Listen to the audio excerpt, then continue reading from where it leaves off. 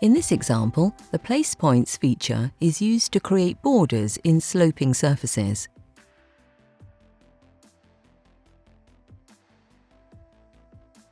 Start the Edit Surface command in Revit.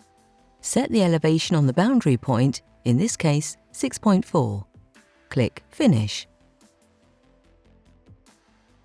Select Place Points, Lines and Elevation. Then select your detail line to add points on. Add values for start elevation and end elevation and click Place Points.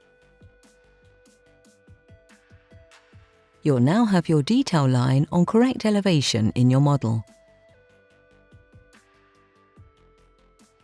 Repeat these steps until you have placed all points along all your detail lines.